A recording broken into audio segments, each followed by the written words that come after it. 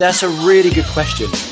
I thought about wearing it, you know, like bling. Wrestling's pretty good. Thank you. Anyone else? Frank Castle is in my bones. You know, like Frank Castle is in my bones.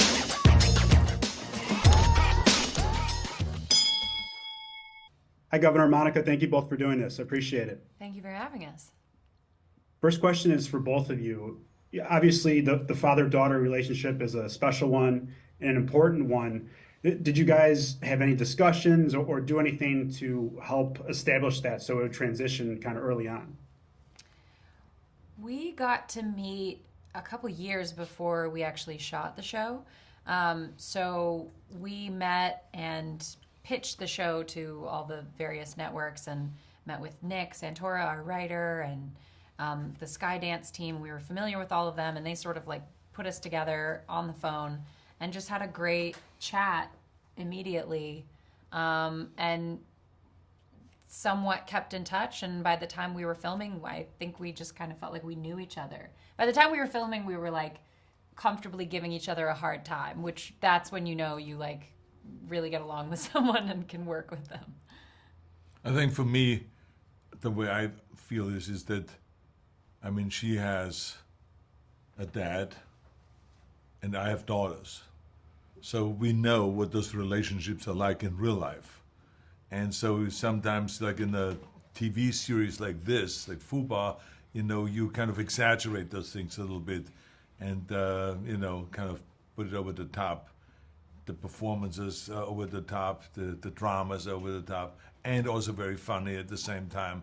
And there's a lot of comedy in there, besides all the action and the drama and all this stuff. So I think that we really kind of were in sync with the performances and all this, and we had a great time going through the whole TV, the series, you know, all the 8 episodes. We had a lot of fun doing that. As much as we argued and as much as we fought, but that was very funny. It was just so well written, like Monica says. It was so well written that we had to laugh. When we rehearsed, we were laughing about it, and of how feisty the relationships became and so on. Governor, do you think this series did a good job of capturing what made a lot of your type of action movies great?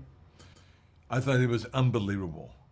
I mean, you know, you have to understand, there's a lot of really great writers out there that are really good with comedy, or that are very good with action, or with drama, with horror. But they're all specializing in those things. But to have someone and a writing team that it was, you know, that Nick Santora kind of created, to have them come up with such a great combination and do so well with the comedy and do so well with the action and be so creative with the action, and all of that, I thought the world of it. And I felt like I was really on a big production movie, because they didn't pull back on the money. I mean, they really wanted always to have the top quality and the top action and the greatest stunt teams and all that. And I think that shows on that series. Monica, with the comedy in this, you're laughing as I asked. So My dog is here. No, wait a minute, he's so cute. I'm so sorry.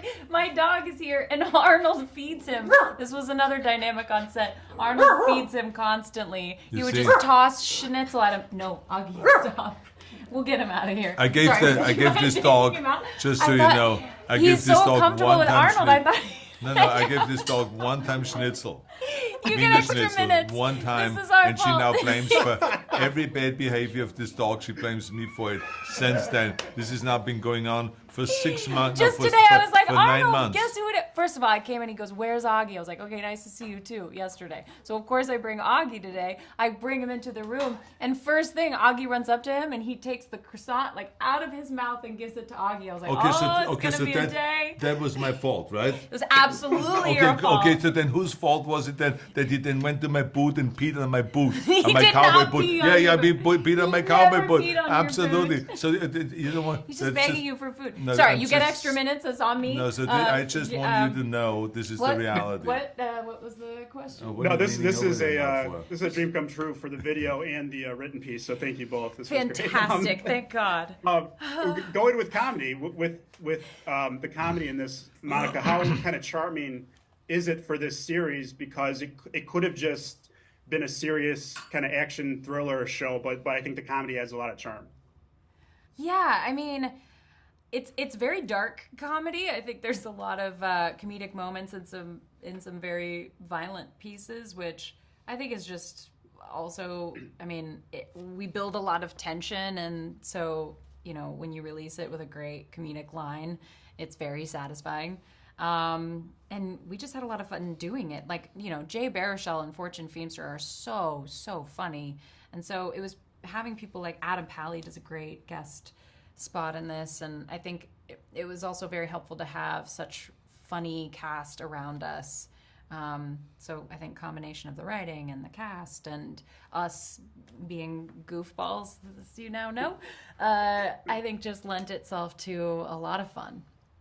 Very fortunate that they took a movie like True Lies, which was one of the most successful action movies ever, and to take that concept of combining action, drama, and comedy, and make that a TV series, I think was a brilliant idea.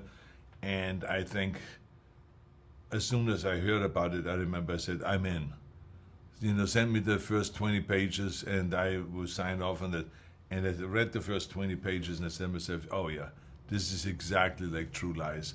This is fantastic, and that was really, the dynamics were there, and it was just a brilliant idea of playing this action star, this CIA agent that is really the best in the field. But when he comes home, he's just like everyone else. We have I have the same troubles, with the wife and the kids and the house and the financial situation, all of this kind of stuff. So that's what makes it really funny then. Governor, I know that you and Mr. Stallone are good friends now. Back in the day, you guys were obviously very competitive. And when he was doing some press this year, he mentioned things had gotten so competitive that at one point he says you tricked him into doing Stop or My Mom Will Shoot. I'm just wondering if you remember it happening that way, and if that's an indication of the competition with you guys back then. Yeah. I mean, we would do anything to derail each other. And it was all kind of like in a spirit of competition. So he's a very competitive person, so am I. And so when you compete, competition creates performance. So we both look at those years and say, it was so good. We had that competition because I went all out, to outdo him, and he went all out to outdo me. So it kind of like drove up our performances and our box office success and the kind of audience we've created. And we really created that action genre. When people today talk about the 80s action genre, we both did that. And there was some other guys like Van Damme and Dolph Lundgren, and so they were really fantastic. But I mean, it was us that really started that. And it never meant that we didn't have the utmost respect for one another. Remember that Sly had a lot of respect for me and for my movies, and so did I of his performances and his talent in his movies. But he just saw me as the enemy, just in his own little vision, and I saw him as the enemy, and I had to get rid of him, and he had to get rid of me. So that was it. And then in the 90s, we finally came together, and it was kind of like, we said, this is silly, let's just all work together, and we became very good friends. Monica, I imagine when you booked Top Gun Maverick, you had some high expectations probably, but did it surpass everything that you imagined for that film? Oh, yeah. Yeah, in every way. I mean, exactly what you said. I had high expectations, and it exceeded all of them and was an incredible experience. And actually, it's funny the way you talk about you and Stallone. I think the Top Gun cast and I don't know that, I mean, we're really rooting for each other's success in a huge way, and we've met as friends.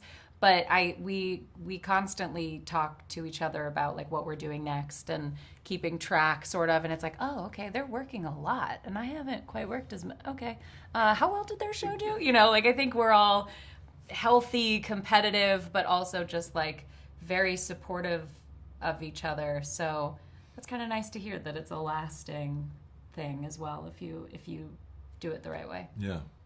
Governor, when you were making Terminator 2 at the time, did you know or have any indication that film would change the way action movies are done forever? you know, when you go into a project, there's a few things that we do know. I mean, I knew that it's going to be a successful movie.